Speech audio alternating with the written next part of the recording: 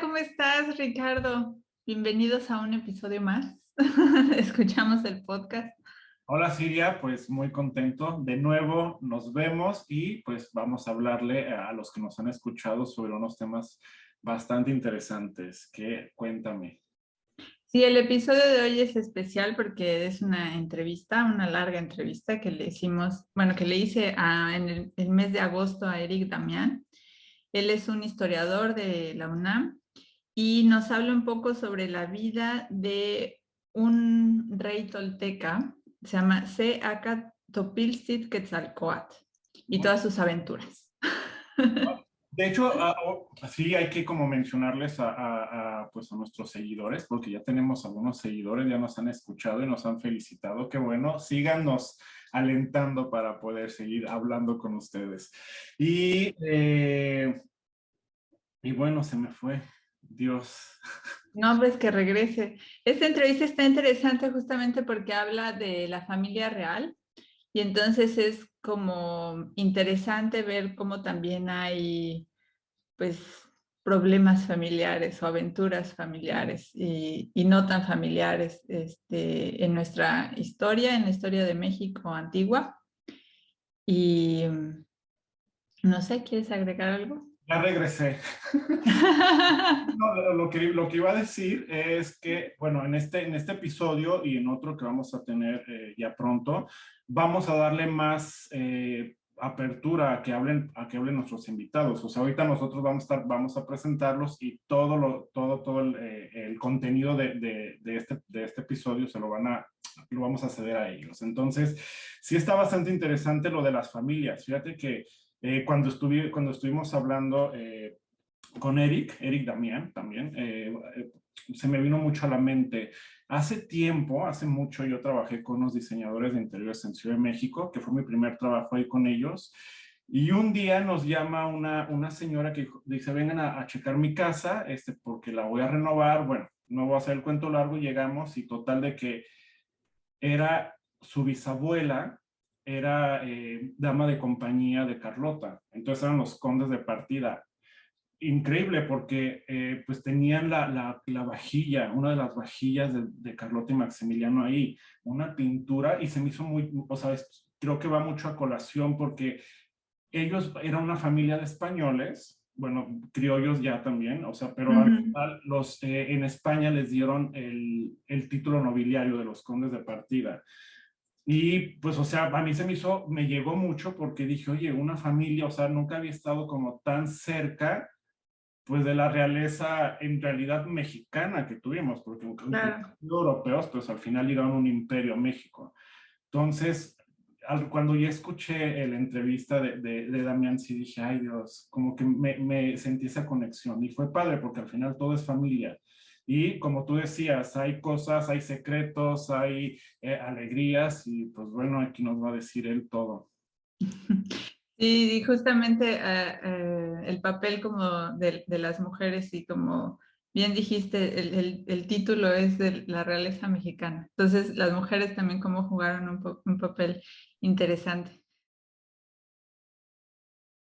Pues ya estamos aquí, vamos a empezar una eh, reunión, plática, entrevista que tenemos ahora con Eric Damián Reyes Morales. Él es doctor en historia por parte de la UNAM y actualmente profesor de la Facultad de Ciencias Políticas y Sociales.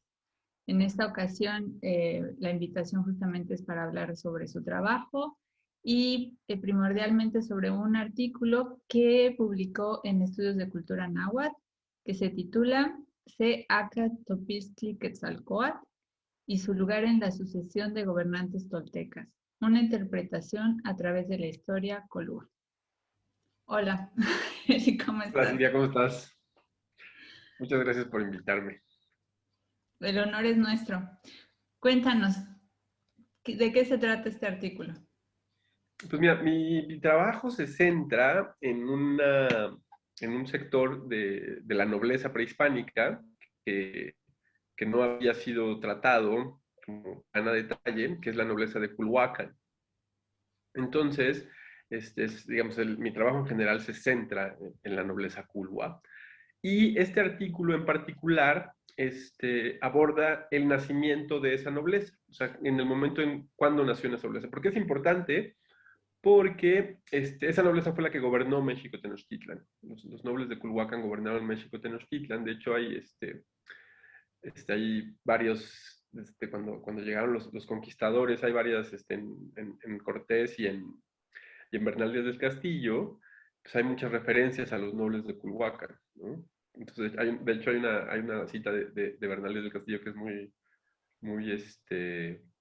muy llamativa, porque dicen, cuando estaban en Puerto San Juan de Ulúa, ¿no? Que le pusieron Ulúa justo por los culhuas, porque le decían Culhua, Culhua, ¿no? Les decían que dónde estaba Moctezuma, y le decían Culúa, Culúa, México, México, ¿no? Que los culhuas en México. Entonces, como que lo que entendieron fue Ulúa, ¿no? Entonces le pusieron San Juan de Ulúa al islote donde estaban. Entonces, esta nobleza participó en el gobierno, este grupo de nobles participaron en el gobierno del Valle de Anáhuac durante 600 años, ¿no? Y nacen justo con el primer noble, Culhua, es Seacatl Topiltzin-Quetzalcóatl, ¿no? Entonces, de eso trata un poco mi trabajo. Mira, voy a compartir pantalla para, para mostrarte un poco, ¿no? Más o menos, ¿en Entonces, qué año estamos hablando? estamos hablando de el año 800, digamos, el año en el que nació la nobleza Culhua, entre el 804 y el 856 después de Cristo. Es el periodo en el que nace la nobleza Culhua, ¿no? Y bueno, nada, voy a poner un poquito como de antecedentes, ¿no?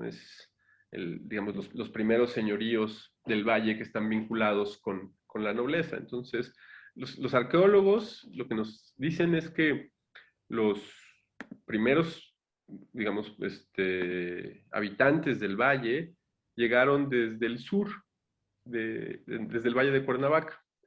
Y la razón por la que llegaron desde ahí es porque, como es un valle más cálido, más bajo que el valle donde está la Ciudad de México ahora, se pudo domesticar el maíz. Digamos, el maíz se dio de manera silvestre en los valles de Cuernavaca. Entonces ahí se establecieron y pues conforme fue creciendo la población, pues hubo quienes migraron hacia el norte, hacia el valle donde ahora, digamos, donde estuvo México Tenochtitlan y donde ahora está la Ciudad de México. Entonces el primer asentamiento que se tiene como noticia es alrededor de 5.000 años antes de Cristo, hace 7.000 años, que es en Suapilco, que estaba justo aquí bueno, que estaba justo en la ladera en la ribera del lago de Chalco. Y de ahí, pues bueno, unos se fueron hacia el poniente y fundaron Cuicuilco, que estaba en la zona, digamos, más rica del Valle de Anáhuac, porque pues aquí ya estaban las montañas, entonces había mucha precipitación pluvial, estaban los lagos de agua dulce, entonces ahí surge Cuicuilco, ¿no? Y otros se fueron hacia el norte y fundaron Teotihuacán. Entonces, estos dos pueblos se desarrollaron como de manera autónoma hasta que vino la erupción del Xitle, alrededor del 250 después de Cristo, y entonces ya todos se fueron hacia el norte. Entonces, digamos, ya floreció Teotihuacán, que es la ciudad que todos conocemos, la pirámide del Sol, la pirámide de la Luna. Y tiempo después, cuando cuando empieza, digamos, el ocaso de Culhuacán, es posible que grupos de teotihuacanos, perdón, de Teotihuacán, hayan migrado unos hacia el norte para establecerse en Tula alrededor del año 676 y otros hacia el sur y se establecieron en Culhuacán alrededor del año 670, ¿no? Entonces, estos dos grupos, los toltecas y los culhuas, se establecieron más o menos en la misma época, en el contexto de la caída de Teotihuacán, y son, digamos, los dos grupos que anteceden a la nobleza culhua, ¿no? Entonces, ¿qué es lo que propongo que sucedió? Y es que, bueno, pues ya una vez establecidos en Tula y en Culhuacán, pues empezaron, bueno, levantaron señores, o sea, nobles, empezó a existir nobleza en los dos grupos, en los dos señoríos, y pues bueno, el señorío de Culhuacán era muchísimo más rico en recursos naturales, porque pues estaba al lado del lago de Chalco y de Xochimilco, junto al lago de Texcoco, entonces tenía como muchos recursos naturales. Y la Como zona que, del norte del valle, ujú, como no hay tantas montañas, es mucho más árida. Entonces, esto propició, ese es uno de los factores que propiciaron que el tercer señor de los toltecas, que se llamaba Mixcoatl, emprendiera una campaña de conquista hacia el sur. Entonces, se dirigió hacia el sur y conquistó Culhuacán en el año 804. Entonces, de esta conquista, este, lo que sucedía en la antigüedad, en muchos pueblos de la antigüedad, es que tras una conquista seguía una alianza matrimonial, ¿no? Entonces, los conquistadores se vinculaban con los conquistados a través de una alianza matrimonial. Entonces, esto sucedió en Culhuacán y Mixcoatl, que fue apodado Totepeu, que es nuestro, así, digamos, los culhuas lo conocieron como Totepeu porque significa nuestro conquistador, ujú. ¿no? Entonces, fue quien los conquistó, se contrajo matrimonio con una noble de Culhuacán, de nombre Chimalma, ¿no? Y de este matrimonio nació Seacatl Topilzin-Quetzalcóatl, ¿no? Que es el primer noble del primer noble culhua, que pues es el resultado de la unión de estos dos grupos de nobles, de los toltecas y de los culhuac. Entonces, aquí es donde se empieza a poner curiosa la historia, porque los documentos señalan que un pariente de Mixcoatl, de nombre Ilhuitimal, lo o sea, usurpó el señorío de Culhuacán, asesinó a Mixcoatl, ¿no? Y Ujú. buscó asesinar a Topilzin-Quetzalcóatl, ¿no? Pero este se refugió, se huyó y se refugió en Amatlán, ¿no? Que es, digamos, que estaba dentro de los dominios de Culhuacán. Ujú. Y tiempo después, este, este noble regresa a Culhuacán, ¿no? Para vengar la muerte de su padre, ¿no? Entonces, bueno, el Mixcoatl era el tercer señor ya en Culhuacán, después seguía el Huitimal, que era el usurpador, y después llega Topilzin-Quetzalcóatl, asesina a Tepanecatl y toma el control del señorío de Culhuacán. Y una vez que se establece el control del señorío de Culhuacán, los toltecas, que eran, digamos, los líderes el grupo conquistador, el grupo más fuerte en este contexto, llaman, no sé, digamos, establecen el primer gobierno múltiple, ¿no? Que esto es como también sucedía mucho en la antigüedad, que era, digamos, un modelo de cooperación obligada, ¿no? O sea, de establecer como vínculos con diferentes señoríos para generar un gobierno y poder dominar una zona más grande, ¿no?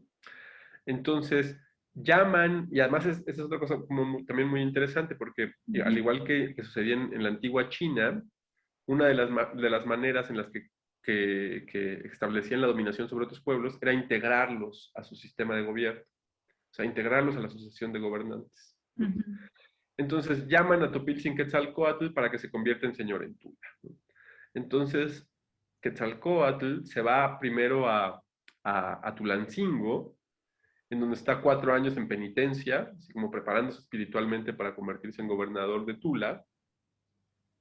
Y en el año del 873 se dirige a Tula y se convierte en el señor de Tula. Entonces, este personaje, las fuentes señalan que fue un gran reformador religioso, ¿no? Que estableció como el culto a Quetzalcóatl, justo entonces él adoptó los atavíos y, digamos, la imagen de Quetzalcóatl como parte de su gobierno, Ujú. y, eventualmente fue engañado. Bueno, hay como muchas versiones, pero parece ser que fue engañado por Tezcatlipoca, que fue a visitarlo, lo emborrachó e hizo que se acostara con su hermana, ¿no? Entonces, eso es lo que dicen las fuentes. Entonces, pues, al darse cuenta que Quetzalcóatl de que había cometido esa atrocidad, además para él y para, ¿no? Pues se exilió y se fue a un lugar que se llama Tlilan-Tlapalan, ¿no? Eso es lo que dicen las fuentes, que era un lugar, el Odí Dupey dice que es el lugar de la negrura o el lugar del color, que era un lugar habitado por músicos multicolores, ¿no? Entonces estaba tal vez en el oriente. Y entonces esto es significativo porque es el primer señor de la nobleza culhua y el que Moctezuma Xocoyotzin estaba esperando que regresara. O sea, los culhuas que gobernaron México Tenochtitlan estaban esperando que regresara. Y esa es la razón por la que parece, ¿no? Se apunta a que en un principio los nobles de México Tenochtitlan, particularmente Moctezuma, creyeron que Cortés era Quetzalcóatl que regresaba. Entonces, este gobernante, digamos, fue muy influyente, además de ser el primer noble, tuvo mucha influencia en los gobiernos posteriores del Valle de México, que después se volvió a Teotihuacán, a Culhuacán y después a México Tenochtitlan. Y bueno, y otro aspecto importante es que con la llegada de Seacatl a Tula, al ser integrado al sistema de sucesión, porque había varios linajes en Tula, había al menos dos, y con los Culhuas tres, se establece la primera triple alianza entre Tula, Culhuacán, Teoculhuacán y Otompan. Entonces establece el primer gobierno de las tres sedes en el año 856. ¿Y ya era un gobernante por los tres o eran los tres gobernantes juntos por la región? Eran los tres gobernantes, pero un principal. O sea, digamos, es el mismo sistema de la triple alianza de México Tenochtitlan, Texcoco y Tlacopan, en donde el principal señor era el de México Tenochtitlan, y los señores, digamos, secundarios eran, bueno, no secundarios, digamos, como consortes, o sea, participaban en el gobierno, pero no eran los principales, eran el de Texcoco y el de Tlacopan. Ese modelo de gobierno se establece aquí. O sea, digamos, pues es posible que hayan existido previos, ¿no? Pero digamos, lo que conocemos, o sea, la información que nos llega hasta el momento es la que tenemos, hasta la que hemos conocido, es que fue el primer gobierno de las tres sedes, al menos en el valle de Anáhuac. En náhuatl es Excantlachtoloyan, que es justamente Exanestres, y Tlachtoloyan, gobierno, es el gobierno de las tres sedes, ¿no? Es el gobierno de los tres lugares, ¿no? Y bueno, y pues tras este acontecimiento, pues ya cuando muere Quetzalcóatl, cuando se va de Tula, pues suceden otros gobernantes de otros linajes y después vuelve a gobernar en Tula que aquí se ve muy poquito, pero un gobernante vinculado con los culhuas, que es Huemac. Entonces, al igual que Quetzalcóatl, Huemac tomó los atavíos de Quetzalcóatl, se la representaba a la deidad de Quetzalcóatl. Entonces existía una confusión entre los historiadores respecto a si Quetzalcóatl fue el primero o fue el último. Porque las fuentes también refieren que Quetzalcóatl estuvo al final de Tula, junto con la caída de Tula. Pero a lo que se refieren las fuentes es a la imagen, o sea, dividieron, o sea, estaba como muy clara la separación entre la deidad, ¿no? Y cómo el gobernante, que era de los culhuas, pues estaba vinculado con esa deidad prehispánica, ¿no? Que, bueno, que se remonta de la serpiente emplumada, que se remonta hasta Teotihuacán, y bueno, también en Chichén Itzá y en muchos lugares, ¿no? Entonces, pues de esto se trata el artículo, digamos. Lo que establecí en el artículo fue el lugar que ocupó Seacatl, Topiltzin-Quetzalcóatl, en la sucesión de gobernantes toltecas, y la manera en cómo llegó a gobernar, que es todo este proceso de la conquista de Teotihuacán a Culhuacán, el asesinato del gobernante legítimo, la venganza del hijo, y o sea, un telenovelón, ¿no? Y ya después de que el hijo venga al padre, pues ya es reconocido y es integrado al gobierno de Tula, ¿no?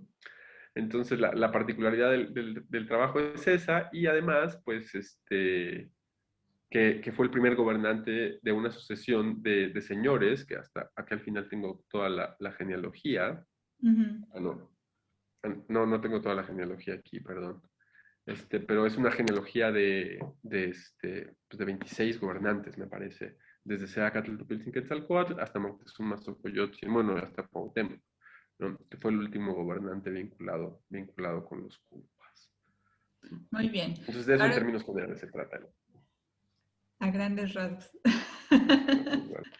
Platícanos un poco cómo fue tras bambalinas. ¿Cómo fue que hiciste esta investigación? ¿Leíste libros? ¿Viste manuscritos? ¿Cómo fue? ¿Cuándo empezaste? ¿Cuánto duró? Fíjate que fue o sea, la manera en cómo llegué a la investigación es una cosa como bastante curiosa porque, este, yo cuando terminé la licenciatura, estudié Relaciones Internacionales. Entonces, ya cuando estaba estudiando la licenciatura me volqué un poco hacia la historia, ¿no? O sea, estudié sobre la política exterior de México y la Revolución Mexicana. Entonces, pero tenía como una inquietud de seguir como la investigación, pero no tenía muy claro como qué quería hacer, ¿no? Ujú, Entonces, me fui a España, hice un máster en estudios hispánicos e hice una estancia en la Universidad de Cambridge. Entonces, lo que pasó, lo que hice en el máster fue como, seguí como en el siglo XX y y pues es que es una cosa ahí de las crisis de legitimidad del sistema político mexicano, una cosa así, ¿no? Fui a Cambridge y ahí conocí a los historiadores de Cambridge y de Oxford, pero me pasó algo muy chistoso porque como que no tuve ninguna epifanía, o sea, como que yo no tenía muy claro qué quería como ser, quería hacer algo de la cultura y de la revolución, no sé, pero tampoco me resultó, o sea, como que no hubo clic, ujú, ¿no? Entonces, pues dije, bueno, pues me voy a regresar a México, ¿no? Pues ya me regresé. Y entonces, mi abuelo era nativo del pueblo de Iztapalapa. ujú, Entonces dije, bueno, pues voy a investigar la historia del pueblo de mi abuelo. O sea, eso pasó porque en España, pues hay como, bueno, en general en Europa hay como, no sé, no me dejarás mentir, o no sé si sea igual en Alemania, pero hay como mucho este sentimiento por lo local, ¿no? Este amor por lo local, por el lugar de donde vienes, donde naciste, ¿no? O sea, ya sea de las regiones de los distintos países, ¿no? O sea, los alemanes del sur y los alemanes del norte, ¿no? Como sienten este sí. arraigo hacia, ¿no? Depende en qué región, pero hay unas regiones más que otras, ¿sí? Ujú, Sí, ¿no? Entonces, y pues en España es igual, ¿no? Igual que los franceses, igual que los ingleses, ¿no? O sea, como... Entonces me llamó mucho la atención de un cuate de Sevilla, porque me parecía como la exageración, bueno, no la exageración, sino pues que este sentimiento de arraigo está tan marcado, porque él vivía tenía como 4 amigos de Sevilla en el máster, y uno de ellos vivía en un pueblo que se llamaba Camas, ¿no? O sea, dos eran unos hijos del centro de Sevilla, ¿no? Y el pueblo se llamaba Camas porque era un pueblo dormitorio, o sea, a las afueras de Sevilla, ¿no? ujú. Entonces se pasaron de las y pusieron camas, ¿no? Porque la gente iba a dormir ahí, iba a trabajar a Sevilla, ¿no? De día trabajaba en Sevilla Ajá. y de regreso iba a dormir. Entonces el pueblo se llamaba Camas. Y entonces el cuate siempre estaba muy orgulloso, estaba hablando, la biblioteca de Camas, ¿no? La iglesia de Camas. Entonces me llamó mucho la atención como que este arraigo, ¿no? Hacia tu lugar de origen, ¿no? O sea, entonces, y cuando regresé dije, bueno, pues voy a estudiar un poco la historia de mi abuelo, ¿no? El pueblo de mi abuelo. O sea, ahí empecé, estuve como año y medio, 2 años, como de manera autodidacta, ¿no? Buscando cosas. Y después ya entré al posgrado y ahí, digamos, influyó mucho mi formación como internacionalista, porque me había como siempre llamado la atención el tema de la geopolítica y digamos, de lo territorial. Ujú, Entonces, lo primero que hice fue como analizar las características, te voy a compartir pantalla otra vez, ujú. las características geográficas de, del valle, ¿no? Entonces, este es un mapa que hice, aquí se ve como la línea del metro, el, el De mapa la del Ciudad de metro como México. para referencia, ajá, de la Ciudad de México. Y entonces las partes como más oscuras son el aluvión, ¿no? Entonces eran las zonas donde se asentaron los pueblos, ¿no? Y además están como representados la cantidad de agua que había, ¿no? De la madera, los recursos naturales. Entonces, la primera parte que fue lo que me ayudó en mi investigación fue como aterrizar, ¿no? O sea, en el territorio. O sea, ver como por los recursos naturales que había en las diferentes zonas, ¿no? Y eso que fue lo que me permitió agarrar la información que estaba en las fuentes, en los documentos, y aterrizarla y ponerla en la tierra, ¿no? O sea, ponerla, digamos, en decir, bueno, Tula estaba aquí, Culhuacán estaba aquí, bueno, ¿y qué había en Culhuacán? Bueno, pues en Culhuacán podían tener sal, tenían el lugar más rico porque tenían acceso a los dos lagos, y bueno, los lagos de los pueblos que estaban en el sur, tenían acceso a la zona más rica, ¿no? Porque toda esta era la zona chinampera, el lago de Texcoco y lago de Chalco, y entonces, bueno, los del norte pues tenían menos agua, ¿no? pero igual tenían aluvión, entonces esto me permitió como tener una lógica más como geopolítica de las razones por las que los pueblos se establecieron en los lugares en los que lo hicieron, ¿no? Ujú. Y la otra cuestión que también me ayudó, o sea, que es una cuestión muy paradójica, pero me ayudó mucho no haber estudiado historia. ¿Por qué? Porque o sea, yo entré a las fuentes, ahora sí que virgen, ¿no? Sin ninguna Las influencia. fuentes son estos libros de los escritores de la época. Sí, o sea, los códices prehispánicos y Ajá. sí, exacto, o sea, los códices prehispánicos y los documentos que escribieron en el siglo XVI, tanto nobles como frailes, sobre la historia del México antiguo. Ujú. Entonces, por ejemplo, sobre Tula, sobre Culhuacán, pues ya había toda una serie de interpretaciones, ¿no? Que los estudiantes de historia de licenciatura, pues absorben, ¿no? O sea, se nutren de ellas. Ujú. Y entonces, pues eso, digamos, hace que tengan ya ideas, ¿no? Preelaboradas de las cosas que sucedían. O sea, aprenden la historia antes de entrar a la investigación. Pues eso, como esto fue lo que sucedió, ¿no? Ujú. Y entonces cuando entran a la investigación, eso me parece que influye, ¿no? Así como a mí influyó de mi parte la formación de internacionalista, de la parte geopolítica y eso, que te determina, ¿no? Pues influye cuando lees las fuentes, porque las lees a través de interpretaciones también que ya te dieron, ¿no? Entonces, una de las grandes ventajas que yo tuve es que yo no tenía ninguna interpretación previa. Ujú. No había no tenía esa formación de historiador, que en la que ya me habían dicho, bueno, pues esto pasó aquí, esto pasó aquí, esto pasó aquí, esto pasó allá, ¿no? Yo no tenía nada de eso. Entonces, esta posibilidad, digamos, que parecía una desventaja al principio, ¿no? Que fue una desventaja al principio también, porque hay herramientas que tienen los historiadores y bueno, que tuve que como resarcirlas, ¿no? O sea, echarle más ganas para el análisis de las fuentes, de los documentos, como toda la historia de los documentos, ¿no? O sea, como muchas interpretaciones, ¿no? Que también fue una desventaja y pues tuve que ahí subsanar.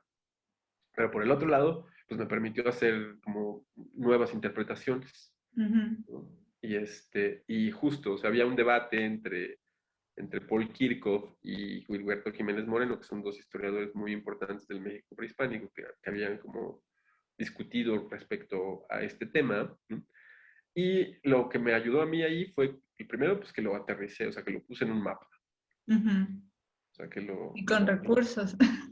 y con recursos naturales, y a ver, entonces como todo, este trabajo, además, ahí me apoyé mucho en un trabajo arqueológico extraordinario que hicieron Sanders, Eric Wolf y unos arqueólogos estadounidenses que mapearon todo el valle de toda la cuenca de México. Entonces, dinámicas poblacionales, recursos naturales, hicieron un trabajo formidable, ¿no? Entonces, la lámina esta que te mostré, pues es la síntesis de su trabajo. O Ujú. sea, como que me apoyé mucho en eso y, y eso fue lo que me permitió poder establecer una nueva interpretación. Además, pues leerlo desde los culhuas, ¿no? Porque el pueblo de Iztapalapa, que es el pueblo de mi abuelo, Ujú. pues está aquí, justo, en donde estaba Teoculhuacan. O Ajá. sea, este es el Cerro de la Estrella, ¿no? Y bueno, aquí está México Tenochtitlan, el centro de la ciudad, y el pueblo estaba aquí. Entonces, mi lectura fue desde aquí, desde el pueblo de Teoculhuacan, que después se nombró Iztapalapa después de la inundación, que es una cuestión muy chistosa porque es solamente, o sea, reconstruyeron la ciudad después de una inundación sobre lajas de basalto. Entonces, Ujú. Iztapalapa lo que significa es sobre el agua y las lajas. O sea, la ciudad estaba sobre el agua y sobre las lajas de basalto, ¿no?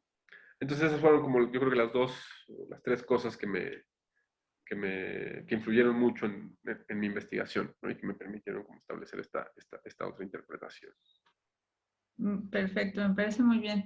Y quisiera preguntarte, bueno, hay muchas cosas que quiero preguntarte, pero vamos a hablar de Quetzalcóatl. ¿Quién es Quetzalcóatl? Porque hablaste un rápido de los elementos que tienen Quetzalcóatl. Entonces, a él... Quetzalcóatl es una deidad prehispánica. Forma parte del panteón, ¿no?, de deidades prehispánicas y es una de las más importantes, digamos, bueno, al menos en el centro de México y ha tenido influencia también en el área maya, ¿no? Y también desde Teotihuacán. Entonces, es uno de los 4 principales hijos de la pareja primordial de dioses, ¿no? Ujú. Y digamos, tiene como diferentes manifestaciones. Una de ellas es, digamos, había 4 Tezcatlipocas y él es uno de los 4 Tezcatlipocas. Y es junto con el Tezcatlipoca el que, digamos, le dio forma según la mitología mesoamericana, le dio la forma a la cuarta era, ¿no? Al quinto sol, a la quinta era, ¿no? Entonces, el relato mítico señala que, mira, ya vino a visitarme otro gato, déjame para atrás porque este cuate se sienta aquí. El relato mítico señala que después de los 4 primeros soles, que lo primero hubo así, los habitantes fueron arrasados por el viento, o quemados por el fuego, y etc. El último hubo una gran inundación. Entonces, después de 52 años solo quedó un ser en el mundo, que era un gran lagarto que se llamaba Zipactli. Entonces, lo que hicieron las Quetzalcóatl y Tezcatlipoca fue que Tezcatlipoca sacrificó su pie, o sea, metió su piecito al agua Ujú. para que Zipactli saliera. Entonces, cuando mordió el pie de Tezcatlipoca, él y Quetzalcóatl tomaron a este deidad, que era una deidad femenina, y la dividieron en dos, y una parte la pusieron en el cielo y otra parte la dejaron en la tierra. Y entonces otras 4 deidades se convirtieron, para que no se volvieran a juntar las partes de Zipactli, Ujú. se convirtieron en árboles cósmicos, ¿no? Entonces, Quetzalcóatl es muy importante en la mitología prehispánica porque es uno de los que le dio forma al quinto sol, a la quinta era, que es donde vivían los hombres del México antiguo. Entonces, ese es, digamos, en el centro de México, ¿no? La serpiente emplumada. Y además está representado como la serpiente emplumada y hay toda una serie de atavíos que tenía en particular, ¿no? Y como sucedía con otras deidades en el México prehispánico, los gobernantes tenían como una deidad patrona, los pueblos tenían una deidad patrona, ¿no? O sea, digamos como su deidad principal. Ujú. Así como los mexicas tenían a Huitzilopochtli, los curhuas tenían a Quetzalcóatl. Entonces, esa fue la razón por la que Topilzin, ¿no?, que es nuestro príncipe, así es como la traducción, Ujú. nuestro hijito, pues tomó como su deidad principal a Quetzalcóatl y por eso le pusieron el nombre de Seacatl, que es el año en el que nació, Topilzin, nuestro príncipe, Quetzalcóatl, ¿no? Que es, digamos, tomó como los atavíos de la deidad, de su deidad patrona, y que es esta deidad como muy importante en el México prehispánico. Entonces hay como digamos, dos niveles, ¿no? El nivel de la deidad y el nivel del personaje gobernante que toma los atributos de la deidad para gobernar. ¿De esos atributos qué son? ¿De las plumas, de los colores? Sí, o sea, digamos, la cuestión, por ejemplo, de la serpiente emplumada se da en los atavíos de la deidad. Entonces, además de un pico que tenía y ¿no?, cosas que hay como representaciones de los atavíos de Quetzalcóatl, toma, digamos, los atributos, pero además como de deidad, o sea, digamos, era como era una representación de la deidad en la tierra, ¿no? O sea, era Seacatl, Topilzin, Quetzalcóatl era como la representación de Quetzalcóatl en la tierra, ¿no? Y se veía con los atavíos, o sea, como con la manera en la como se vestían, ¿no? Las particularidades de los atavíos de Quetzalcóatl, no tengo a detalles, ahí Elodie Dupey es la experta en ese tema, ¿no? Pero bueno, era una práctica común en el México antiguo que los gobernantes tomaran A como la una deidad. representaran a una deidad. En este caso, bueno, pues, a Quetzalcóatl. Buenísimo. Y cuando nos contabas un poco, ahora sí que la historia de vida, que cómo había sido que le tocó también retirarse y ser gobernante, se acostó con la hermana. Eh, ¿Encuentra relación con otras historias de otras Eh, partes del mundo? ¿Puede hay, haber como, analogías? hay como toda una serie de cosas que se repiten en el mundo antiguo, ¿no? O sea, hay como, bueno, lo primero hay como toda una serie de patrones, por ejemplo, respecto a la manera, las razones por las que los pueblos eligen dónde asentarse, ¿no? O sea, aquí hay justamente un geógrafo alemán, que es el fundador de la geografía humana, de la antropogeografía, que es Friedrich Ratzel, ¿no? Que es un cuate extra, o sea, es un erudito, fue un erudito extraordinario, ¿no? Que hizo un análisis de todos los pueblos de la antigüedad del mundo, ¿no? Además viajó, hay un libro que se llama Desde México, vino a México en Estados Unidos, y por ejemplo él establece, ¿no?, que hay dos elementos fundamentales a partir de los cuales los pueblos eligen dónde establecerse, ¿no? Que es los cerros, que dan protección, y el agua, ¿no? Entonces es muy chistoso, bueno, es muy llamativo que el concepto en náhuatl para pueblo sea Altepetl, que es Alt, agua, Tepetl, cerro, ¿no? Entonces, los pueblos de la antigüedad, bueno, del centro de México, pues eran como muy, o sea, señalaban así como muy claramente las características que tenían los pueblos. Los pueblos tenían las características de estar establecidos junto a un cerro y junto al agua. Y si vemos los lugares en donde estaban, por ejemplo, todos los pueblos de la antigüedad, bueno, del México prehispánico, que lo podemos ver en esta, todos estaban alrededor, en las faldas de los cerros, o sea, los principales se ubicaban en las Cerca faldas de de... los cerros, ¿no? Y cerca del agua, ¿no? Entonces, hay como toda esta serie de patrones de comportamiento de los grupos humanos desde la antigüedad. Además, hay como una serie de actitudes de gobierno, ¿no? O sea, de esto que te comentaba de las cosas que hacían en la antigua China, de que hacían conquistaban, ¿no? Y entonces integraban al conquistado, a su forma de gobierno. Y también el tema por ejemplo, de las alianzas matrimoniales, Sí. ¿no? Que es así seguía una conquista. De hecho, es un tema muy llamativo que está vinculado además con lo que con lo que se conmemora en estas fechas. Y tiene que ver con una mujer extraordinaria de la historia prehispánica, hablando de las alianzas matrimoniales, que es Isabel Moctezuma. Isabel Moctezuma fue la hija predilecta, digamos, la heredera, la detentadora del poder en México Tenochtitlan, la hija de Moctezuma Xocoyotzin. Y ella era la detentadora del poder. O sea, los tlatoanis que siguieron a Moctezuma eran como reyes consortes. O sea, ellos ejercían el poder, pero quien tenía el poder era ella. O sea, porque ella era como la heredera. Es como la reina Isabel, ¿no? O sea, su marido era el que es consorte, ¿no? Era consorte. Y ella es la que detenta el poder. Entonces, esta mujer, después de que muere su padre, bueno, antes de que muera su padre, se casa con su tío, que era Cuitláhuac, que era el señor de Iztapalapa. Cuando muere Cuitláhuac, se casa con Cuauhtémoc, que era vinculado con Tlatelolco, pero fue el último gobernante, ¿no? Y muere Cuauhtémoc, bueno, cuando cae México Tenochtitlan, en la lógica de esta mujer, lo que sigue es, bueno, pues entonces me tengo que casar con Hernán Cortés.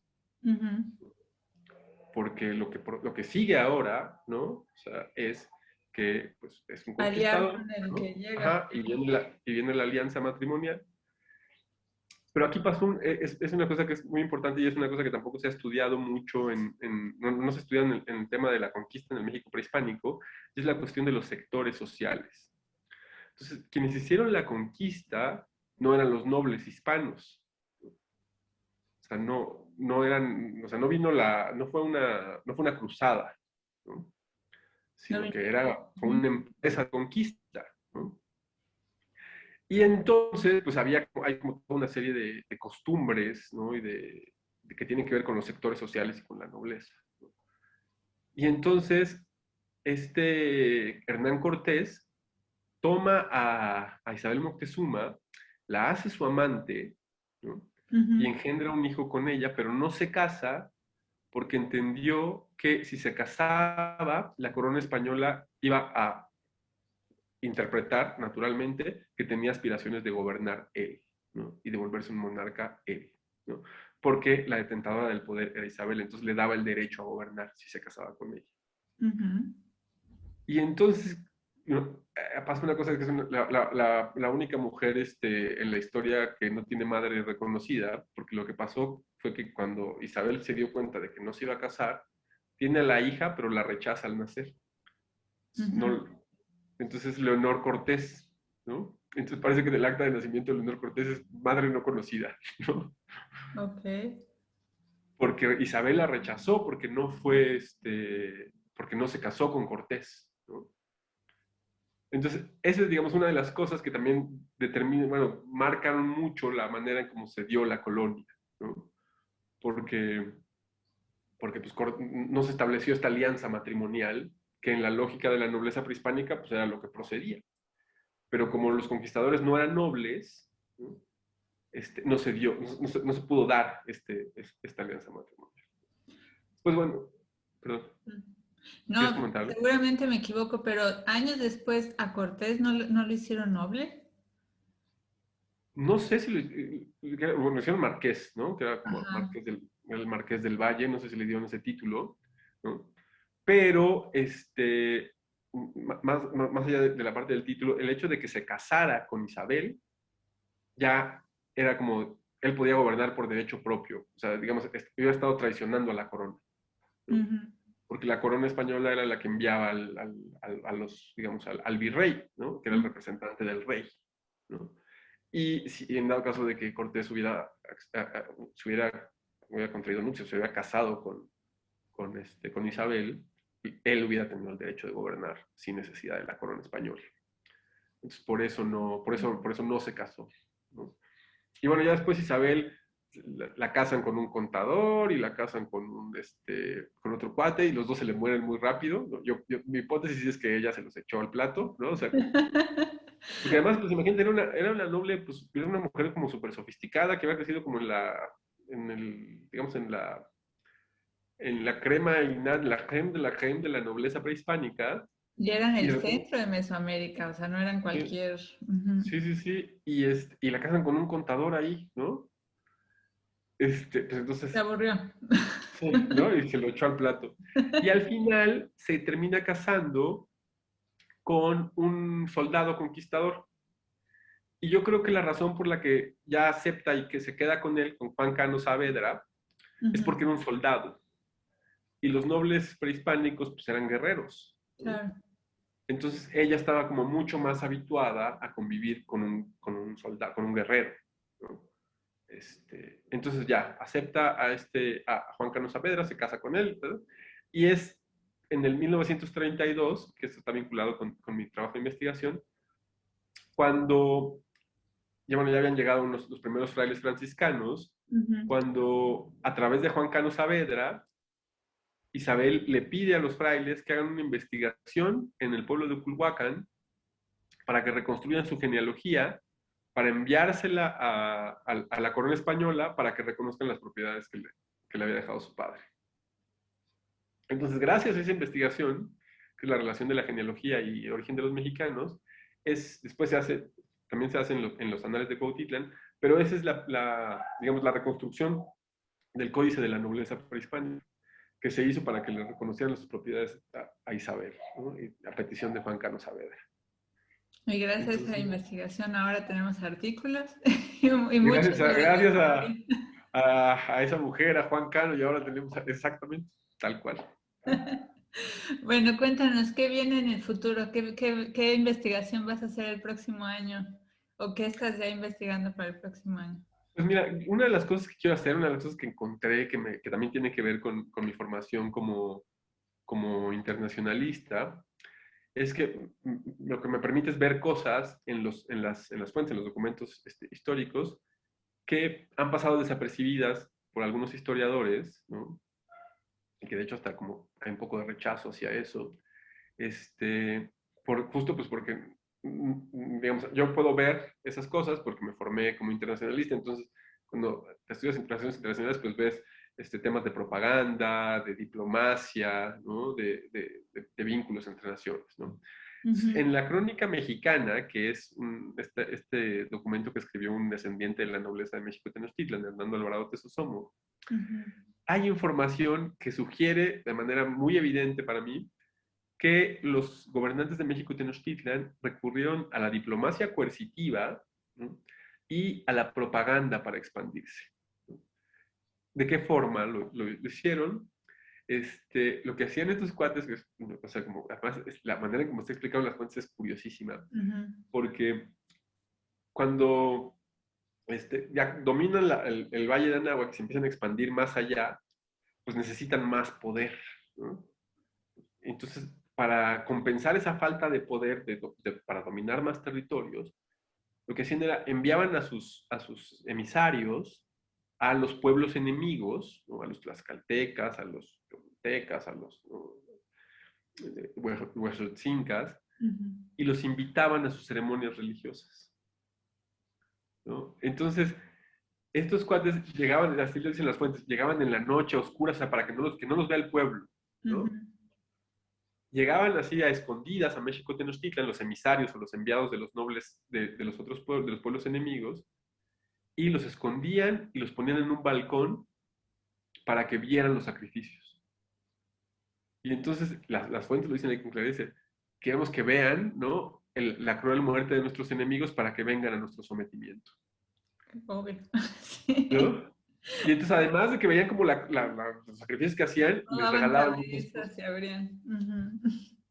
Entonces les regalaban, o sea, les daban así como muchos regalos, así, y los mandaban de regreso, y así como de vayan y díganle a sus nobles, ¿no?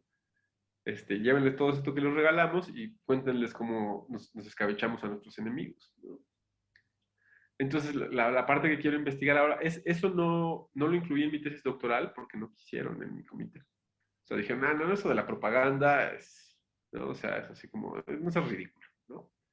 Y eso de la diplomacia coercitiva no es ridículo, ¿no? Pero pues más bien pues porque no tienen como el background de los... Porque además eso de la diplomacia coercitiva ya se ha estudiado en Sumeria, ya se ha estudiado en China, o sea, era una práctica común en el mundo antiguo, ¿no? Y entonces ya hay trabajos en Grecia, Roma, ¿no? de cómo recurrían a esta intimidación, hasta como propaganda, o sea, como hacer como propaganda de su poder para someter a otros pueblos, ¿no? Entonces eso no se ha estudiado en el México prehispánico, entonces eso es lo que quiero hacer, empezar a hacer si todo sale bien a partir de un par de meses. Perfecto. Eso es lo que me voy a dedicar. Suena muy interesante.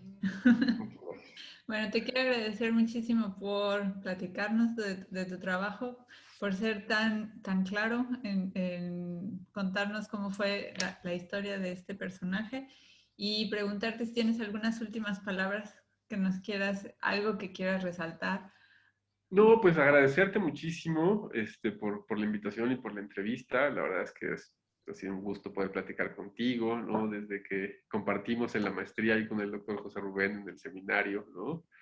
Siempre hubo como esta buena vibra y cosa bonita, ¿no? Entonces la verdad es que te agradezco muchísimo, ¿no? Y me da muchísimo gusto que te interesen estos temas y que te tomes el tiempo también para hacer la entrevista y para difundir un poco este trabajo. Muchísimas gracias. No, pues a ti por, ahora sí que quemarte las pestañas. Y está súper interesante y el honor es nuestro. Así que Muchísimas gracias.